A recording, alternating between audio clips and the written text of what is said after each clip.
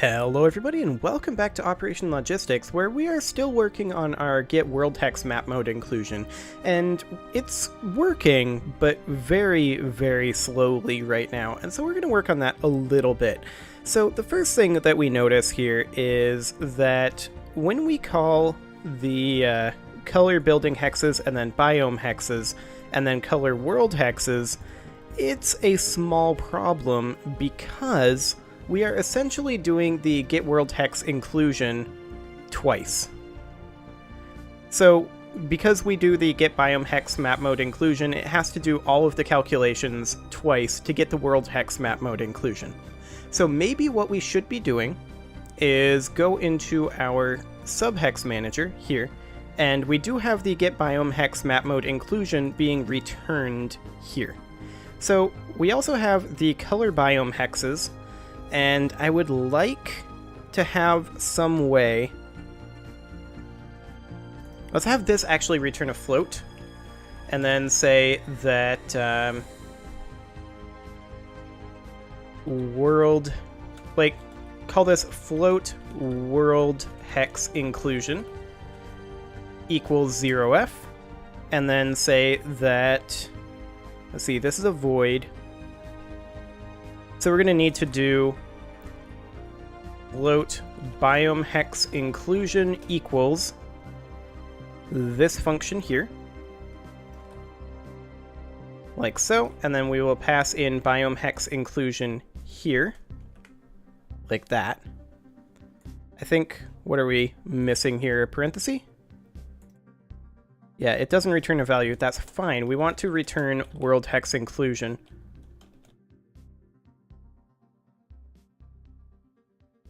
It's very much not liking things right now.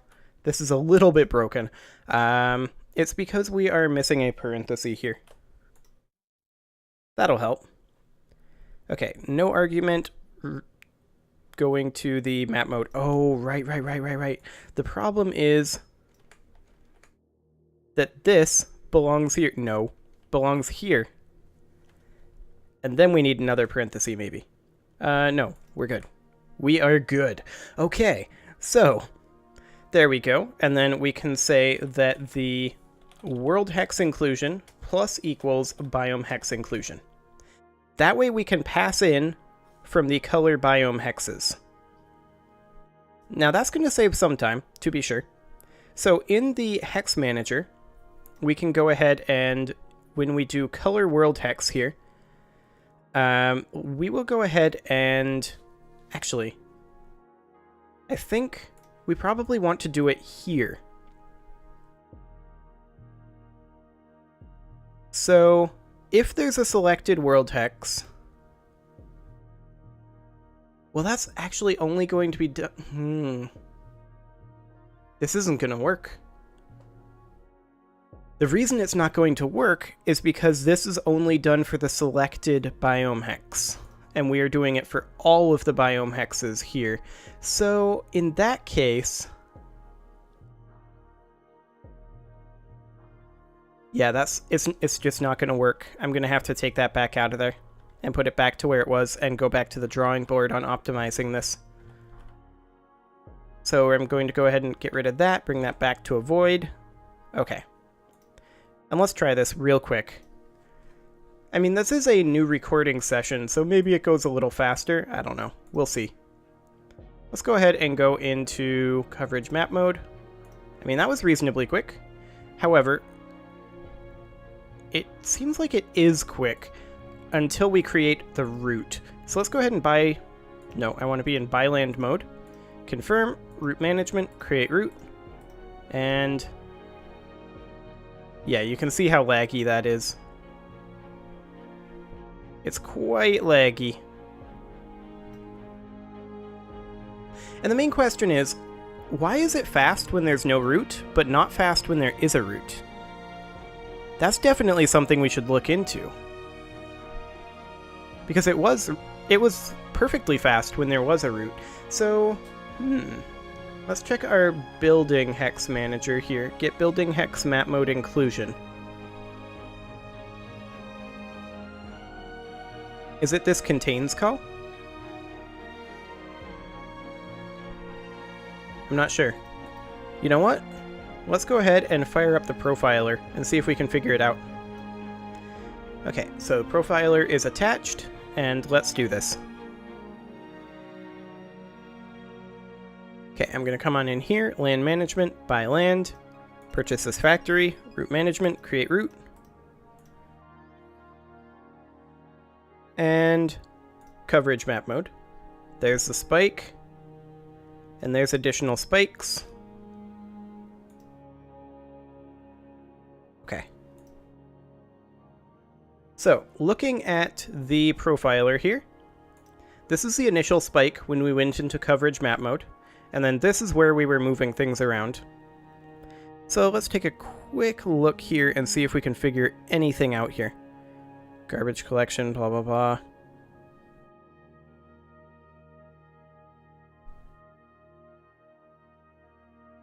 So it's in behavior update,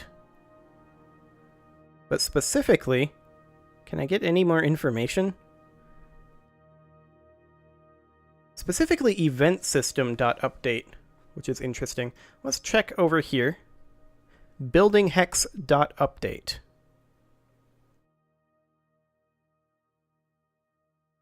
Do we have an update in building hex?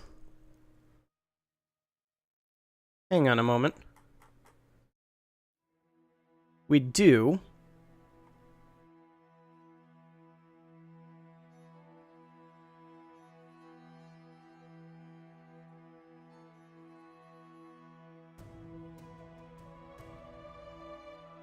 So specifically, this only happens in the map mode.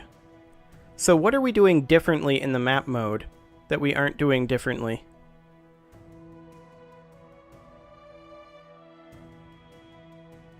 Do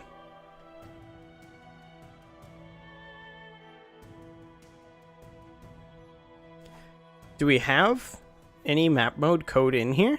I'm not sure we do, in which case why would this be in the building hex.update?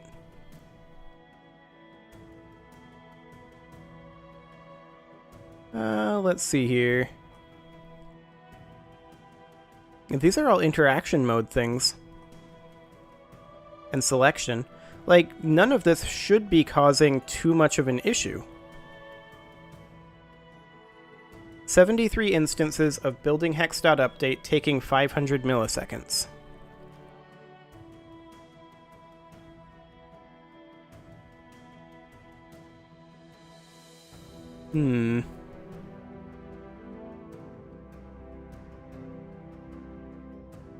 That is certainly interesting.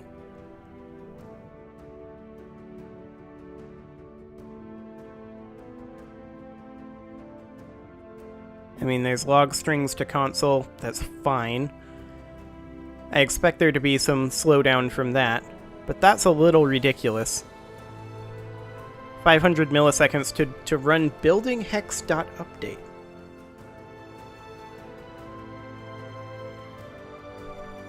So, hang on. We know for a fact... Hang on a moment. We know for a fact that we are in business.interaction mode, edit route. And we know that the left mouse button is down when that happens. So, we then run business.selectedroute.update path. And then business.selectedroute.update path would go ahead and do that in the route, which is here. And then we clear the path, we do all this, but this happens quickly. However, there is this. That's what's happening here. Manager.business.currentMapMode equals mapmodes.coverage on change map mode. Okay, and then that goes ahead and calls this, which calls this, which causes the entire slowdown. We do this plenty quickly though, right? So let's go ahead and comment this out, and we're going to run this again with the profiler on. Theoretically, we're just going through it twice. So all it should do is double the time it takes to calculate the coverage. Theoretically, anyway. I'm not sure that that's, strictly speaking, what's actually going on, but we're going to take a look at it.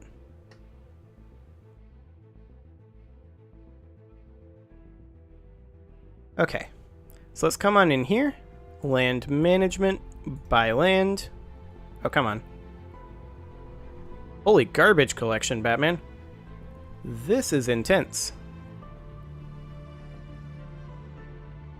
What even is this?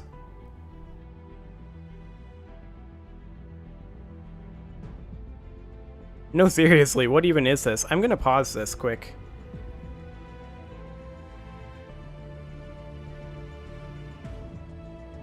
If it lets me pause. There we go. Okay, it let me pause. Profiler completely dropped those frames, it looks like. So we have no idea what's happening there. I'm gonna try rerunning this.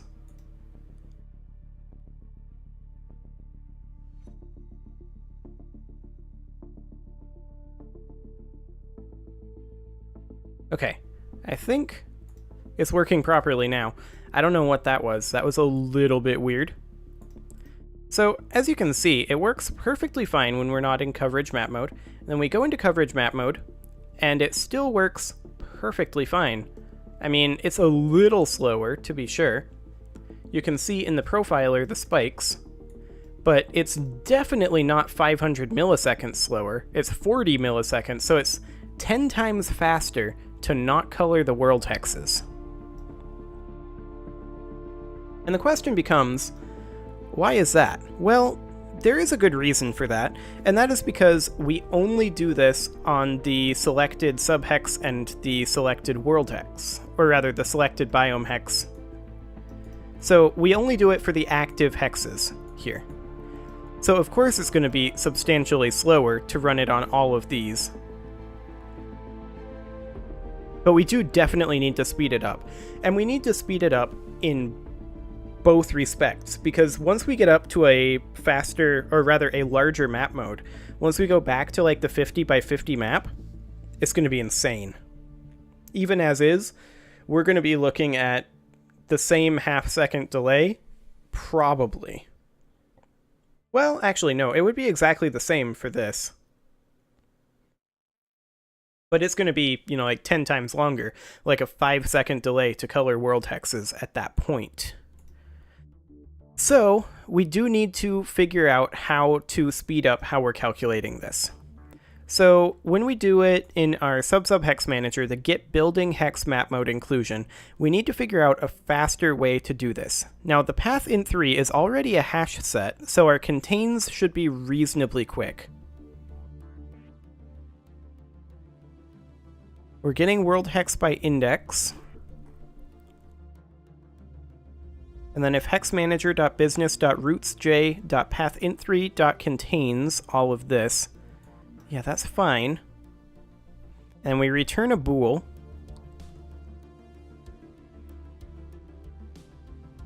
And then when we color the building hexes, we just iterate through all of the building hexes. Yeah. Okay, so once we do that, we need to... It's the get world hex map mode inclusion that we really need to optimize. Like, that's in desperate need of optimization. But I have to figure out what is going so slow, right? So, I mean, we've got 73 biome hexes, and each of those has 73 building hexes. But that's how many per world hex? Let me fire up a calculator. So 73 squared is... what? No, that was divided by.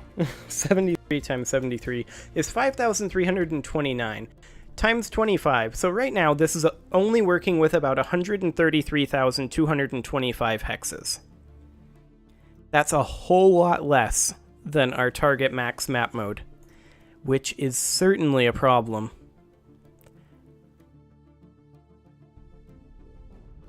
Now, one thing we could potentially think about doing is decoupling in the business the color building hexes from the get color and kind of come at it the other direction.